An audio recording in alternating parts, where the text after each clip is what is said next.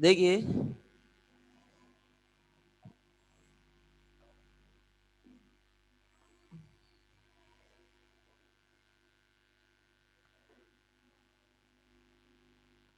आपकी जो एक्सरसाइज थी 5.2, जिसमें हमने क्वेश्चन करा दिए थे भाई आपको, और हम ये समझते हैं कि आपने क्वेश्चन सॉल्व भी कर लिए होंगे। अगर फिर भी आपका कोई भी क्वेश्चन ऐसा हो जो आपसे सॉल्व ना हो पाए, तो वो आप हमसे पूछ सकते हो।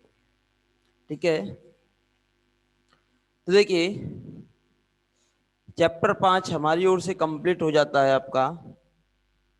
और कोई क्वेश्चन ना हो पाए आपसे, तो आप व्हाट्सएप पे कॉल कर देना आप हमें, और क्वेश्चन सेंड कर देना, हम आपको सॉल्यूशन दे देंगे। चैप्टर 6, यूनिट 4, द्वितीय कोटि के द्वितीय कोटि के रैखिक अवकल समीकरण, द्वितीय कोटि के रैखिक अवकल समीकरण। अब हमारा जो टॉपिक होगा वो होगा द्वितीय कोटि का रैखिक अवकल समीकरण। द्वितीय कोटि का रैखिक अवकल समीकरण। गुड मॉर्निंग भाई, गुड मॉर्निंग सभी को, गुड मॉर्निंग।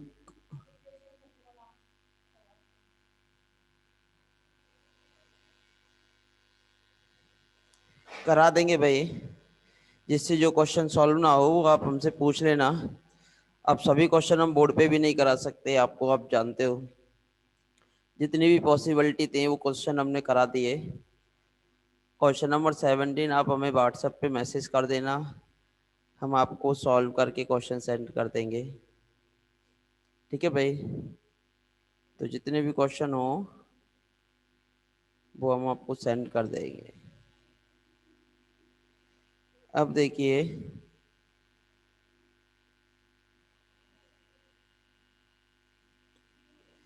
आपका जो टॉपिक है द्वितीय कोटि के रैखिक अवकल समीकरण। अब शब्द है, कोटि जो है इसकी कितनी है भाई? दो। समीकरण कैसा है? रैखिक, और वो भी क्या है? अवकल।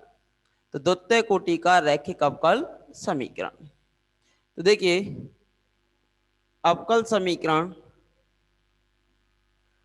अवकल समीकरण का मानक रूप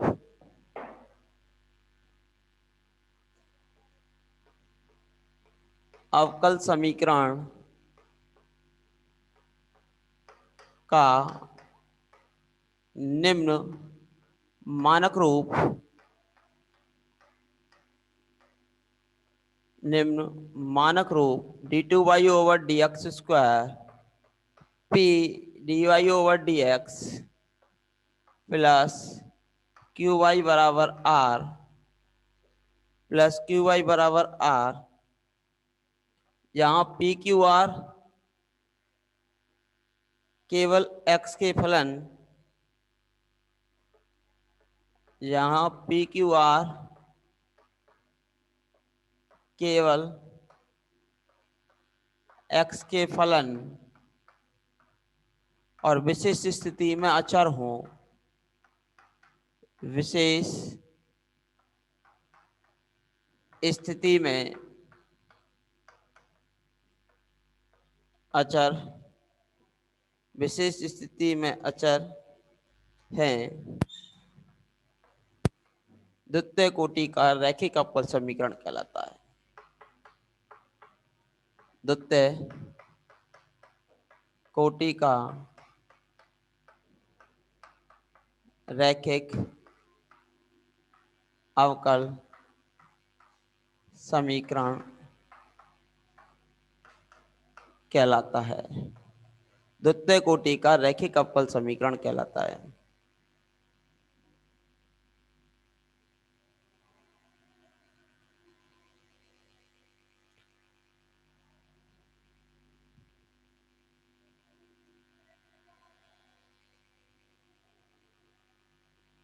अच्छा, नंबर नहीं है। देखिए भाई, कॉल तो करना मत, केवल आप मैसेज छोड़ देना। जिस बच्चे को जो प्रॉब्लम हो, जैसे ही हमें समय मिलेगा, 1 घंटे 2 घंटे 3 घंटे या एक दिन बाद या 2 दिन बाद, तो हम आपको क्वेश्चन सेंड कर देंगे। तो ये हमारा नंबर है, कॉन्टेक्ट नंबर 9694681975। 9694681975। ठीक है, ये हमारा कॉन्टेक्ट नंबर है।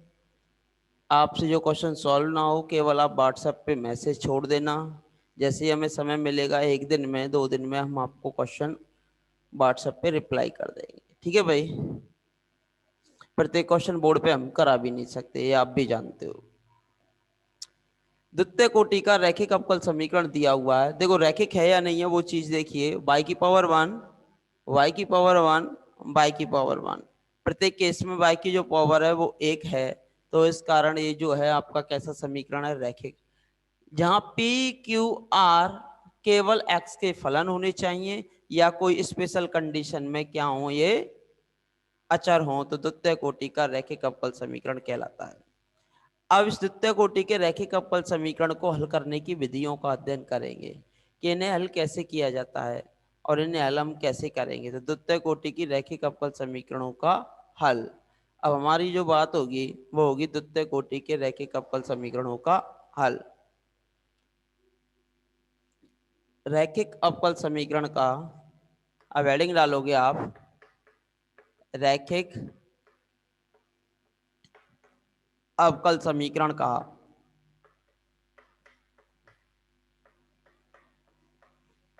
पूर्ण हल ज्ञात करना। जबकि पूर्ण हल ज्ञात करना, जबकि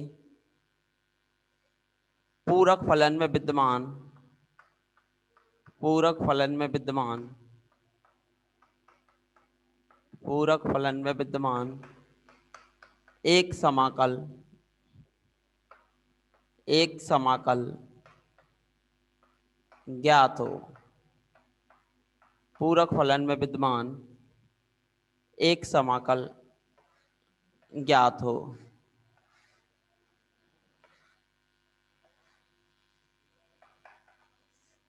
रैखिक अवकल समीकरण का पूर्ण हल ज्ञात करना, जबकि पूरक फलन में विद्यमान एक समाकल आपको ज्ञात हो, जबकि पूरक फलन में विद्यमान आपको एक समाकल ज्ञात हो। अब रैखिक अवकल समीकरण का आपको पूर्ण हल ज्ञात करना है। रैखिक अवकल समीकरण का पूर्ण हल ज्ञात करना है, जबकि पूरक फलन में विद्यमान एक समाकल ज्ञात हो। अब इस अवकल समीकरण की जो कोटि है वो आपकी कितनी है भाई, 2। 2 है, तो जब इसका पूरक फलन यानी कि CF आप निकालोगे तो कितने कांस्टेंट आएंगे, 2 कांस्टेंट आएंगे। लेकिन वो कह रहा है कि 2 में से केवल एक समाकल ज्ञात है। एक समाकल ज्ञात है तो पूर्ण समाकल कैसे ज्ञात करेंगे, वो यहां से हम इसे स्टडी करेंगे। ठीक है भाई,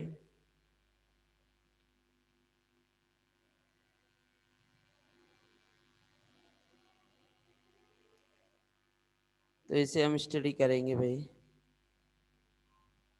तो इसको आप स्टडी करोगे। माना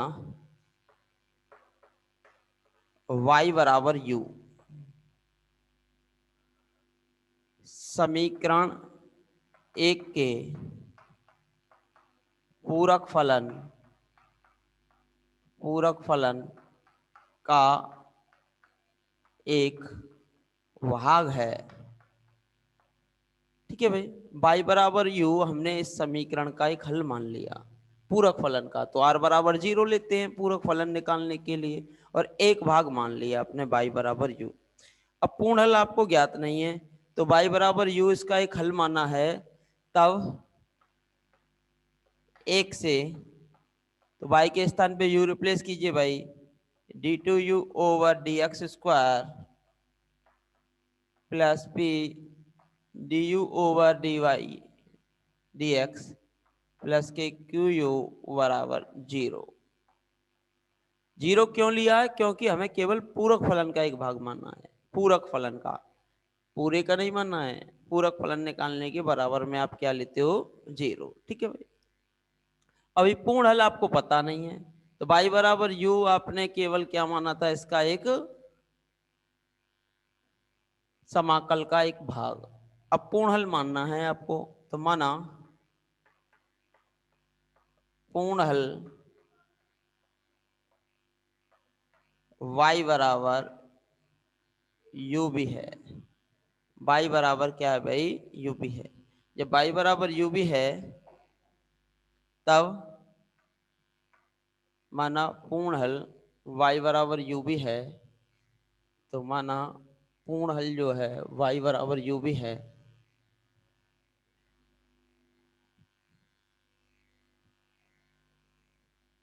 माना पूर्ण हल y बराबर u भी है।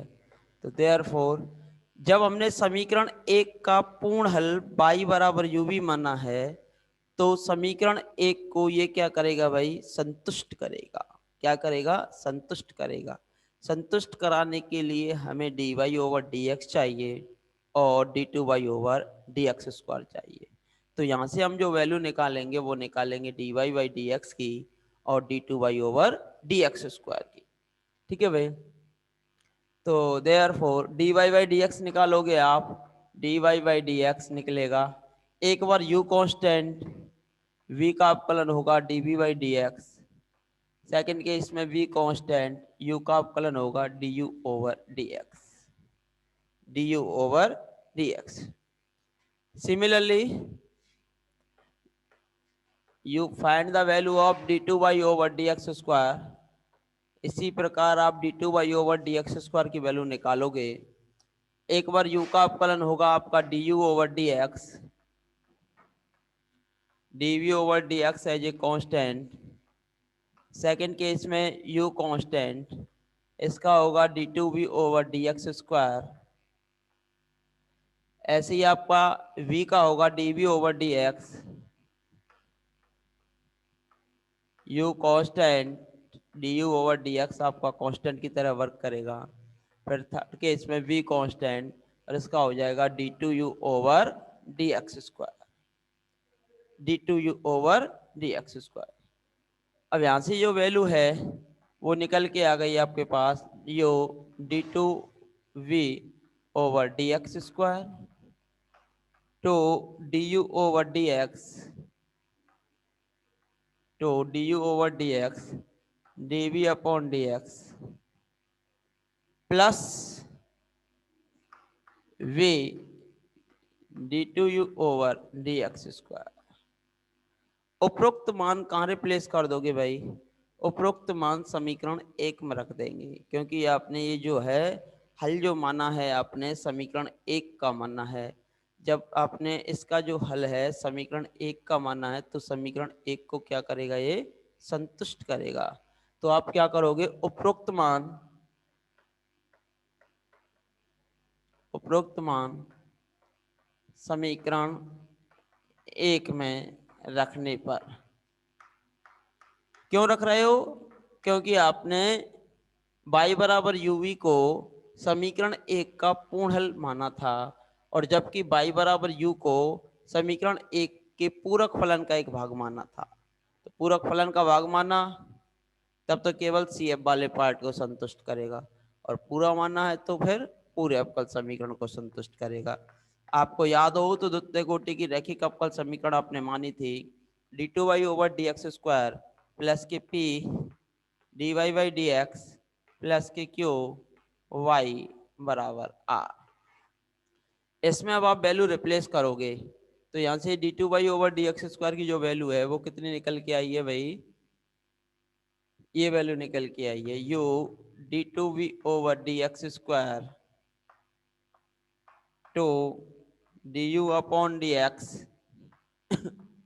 और dv upon dx plus v d2u over dx square plus p। अब हम वैल्यू रखेंगे dy बाई dx की, dy बाई dx की वैल्यू निकल के आ रही है u dv upon dx plus b du upon dx plus q y. Plus का क्यू, वाई की वैल्यू है यू बी, और equals to r. Equals to कितना हो गया भाई आपका, आर हो गया। ये वैल्यू रिप्लेस की, और वैल्यू रिप्लेस करने के बाद हमने अब इस क्वेश्चन को क्या करना है भाई, सॉल्व करना है। तो इससे आगे अब आप सॉल्व करोगे इसे भाई, इससे आगे अब इसे आप फिर से सॉल्व करोगे। ठीक है भाई, इसमें वैल्यू रिप्लेस की थी हमने, और वैल्यू रिप्लेस करने के बाद हमारे पास ये मान निकल के आ गया। यू तो आपको ज्ञात है, समीकरण एक में पहले ही मान चुके थे, y बराबर यू दिए हुए पूरक फलन का एक भाग हमें क्या है भाई, ज्ञात है। जब y बराबर यू हमें पूरक फलन का एक भाग ज्ञात है, पूर्ण हल y बराबर यू भी माना है, और v को आप जानते नहीं हो, और v को आप जानते नहीं हो, तो आपको किसकी वैल्यू निकालनी है, v की वैल्यू निकालनी है। तो इस अवकल समीकरण को किसके पदों में बनाना होगा, केवल और केवल v के पदों में बनाना होगा। तो दिस इम्प्लाई, एक तो ये टर्म बची हुई है d two b over d x square, कोई दिक्कत। अब d b over d x का कोफिशिएंट बताओ भाई, d b over d x का कोफिशिएंट केवल एक तो ये है d b over d x, और एक ये है d b over d x. तो यहाँ से एक तो आ रहा है two d u over d x, two d u over d x, और यहाँ से आ रहा है पी यू, और ये जो गुणांक है वो किसका है भाई, d b over d x का। ये d two b over d x square आ गया, फिर d b over d x आ गया। अब इसके बाद जो टर्म आएगी वो किसकी आएगी भाई, v की आएगी। तो v की टर्म निकालने के लिए एक तो v का गुणांक ये है, v का गुणांक आ रहा है आपका d two u over d x square, एक v का गुणांक तो वो आ गया निकल के, और v का गुणांक कहाँ है भाई, और एक v का गुणांक ये रहा, ये वाला भी गुणांक जो है वो आपका किसका, v का। तो ये आ रहा P D u over d x, P D u over d x, और एक b का गुणांक आपका ये है क्यू यू, क्यू यू, ये हो गया हमारा b का गुणांक। इक्वल टू कितना है भाई, r, इक्वल टू कितना है भाई, r। यहाँ तक कोई समस्या। अब देखिए, परंतु समीकरण नंबर 2 से इसकी जो वैल्यू है वो किसके बराबर है, 0 के बराबर है। तो समीकरण 2 से मान रखने पर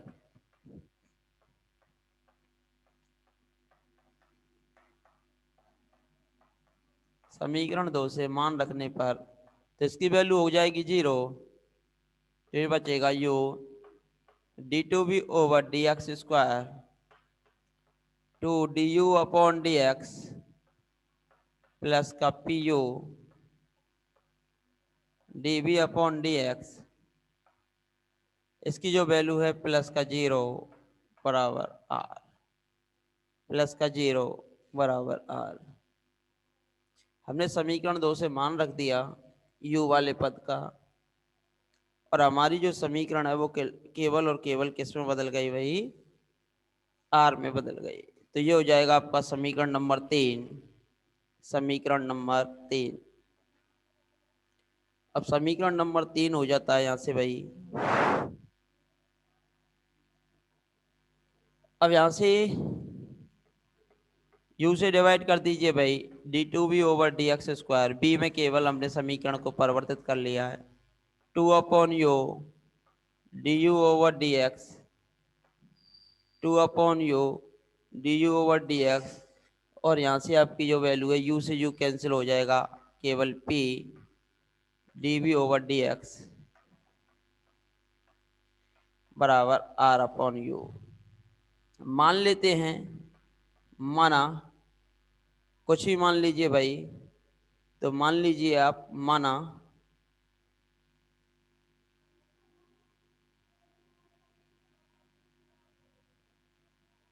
D b over d x एक कष्ट हो, कुछ भी मान लीजिए, जैसे जेड मानते हो, जेड, तब d two b over d x square एक कष्ट हो d z over d x, d z over d x. हमने क्या कहा था सबसे पहले, y बराबर u दिए हुए पूरक फलन का एक भाग माना। y बराबर u पूरक फलन का एक भाग मानने के बाद आपने माना कि y बराबर u भी दिए हुए अवकल समीकरण का पूर्ण हल है। जब y बराबर u भी दिए हुए अवकल समीकरण का पूर्ण हल है तो दिए हुए समीकरण को क्या करेगा, संतुष्ट करेगा। संतुष्ट कराया, समीकरण नंबर 2 का उपयोग किया, उसकी वैल्यू 0 पुट की और 0 पुट करने के बाद हमारा समीकरण इस रूप में परिवर्तित हो गया। जब आपका अवकल समीकरण इस रूप में परिवर्तित हो जाता है तो उसके बाद हमने क्या किया कि dv ओवर dx को अगर हम z मानते हैं तो d2v ओवर dx स्क्वायर आपका हो जाता है dz over dx, dz over dx। तो ये जो वैल्यू आ जाएगी वो आपकी निकल के आएगी कितनी, dz ओवर dx। माना dv by dx equals to z, तब d2v over dx square equals to dz over dx। मान 3 में रखने पर,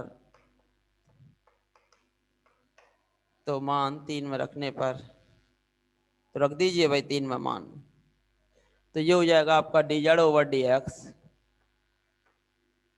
plus 2 upon u du over dx plus का p, ये हो गया z equals to r upon u. अब ये जड़ में कैसी समीकरण है भाई, प्रथम कोटि प्रथम घात की रैखिक अवकल समीकरण है, चैप्टर नंबर फर्स्ट। ये जो है जड़ में प्रथम कोटि प्रथम घात की रैखिक अवकल समीकरण है, जो कि जड़ में, जो कि चर जेड में प्रथम कोटि, चैप्टर नंबर फर्स्ट, प्रथम कोटि तथा प्रथम घात के, प्रथम कोटि प्रथम घात के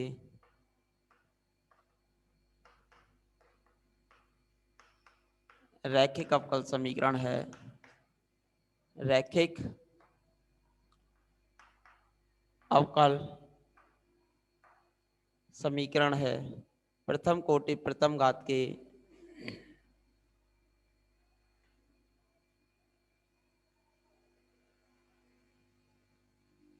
रैखिक अवकल समीकरण है।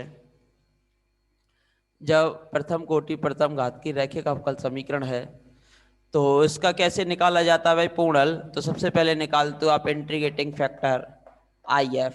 IF बराबर होता है e की power P d x exponential of P d x, यानी एक्सपोनेंशियल ऑफ p, यानी इसका जो गुणांक है वो कितना है भाई ये, तो ये आएगा 2 upon u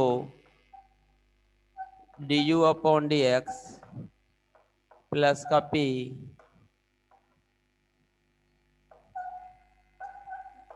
D x plus का p डी एक्स। इसे सॉल्व कीजिए भाई, इस इंटीग्रेशन को सॉल्व कीजिए।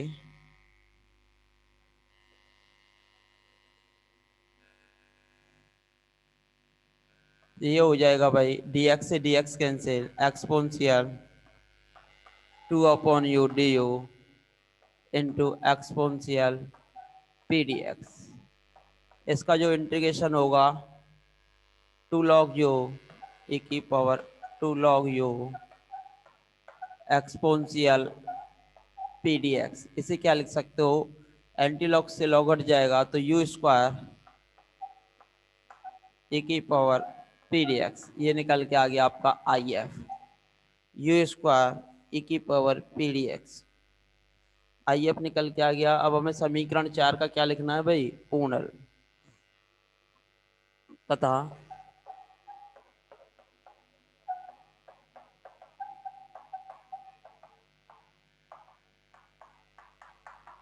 पूर्णल होगा। तो जेड में है तो ये होगा जेड इंटू IF, फिर होता है आपका equal to q into IF into d x plus का कांस्टेंट C, कांस्टेंट C या C1 जो भी आप यूज करना चाहो वो यूज कर सकते हो। अब वैल्यू रिप्लेस कीजिए भाई, जेड इंटू आई एफ निकल के आया यू स्क्वायर ई की power P d x. Value of Q कितनी है भाई?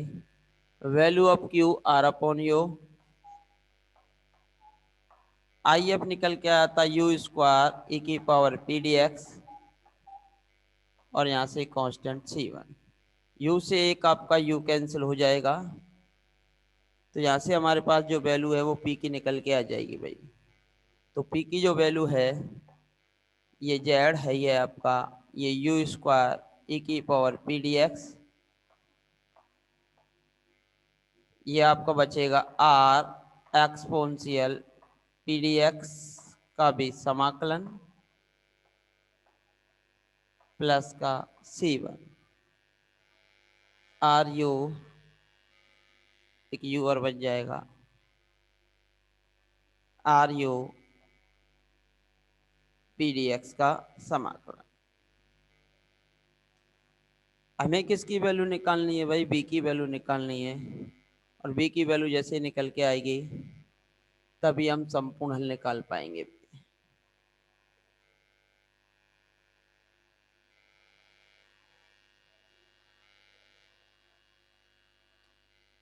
तो यहाँ से जेड की जो वैल्यू है वो किसके बराबर है? आपकी d b by d x के बराबर है। और जेड की वैल्यू निकालोगे तो यू स्क्वायर से डिवाइड करना पड़ेगा आपको, और एक्सपोनेंशियल पी डी एक्स से भी डिवाइड करना पड़ेगा। तो ये हो जाएगा 1 अपॉन यू स्क्वायर, ये ऊपर चला जाएगा तो माइनस का पी डी एक्स हो जाएगा। फिर इंटीग्रेशन आपका चल ही रहा था, r u exponential p d x का integration d x plus c one, ये यहाँ से डिवाइड करेंगे तो यू की पावर -2 ई की power minus p d x c one. यहाँ से पुनः समाकलन करके इसकी वैल्यू निकालेंगे।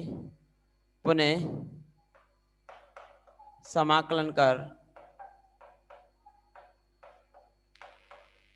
v का मान ज्ञात करेंगे। v का मान ज्ञात करते हैं, और जैसे v का मान ज्ञात हो जाएगा v का मान पूर्ण हल में रख देंगे, तथा मान y बराबर u v में रखने पर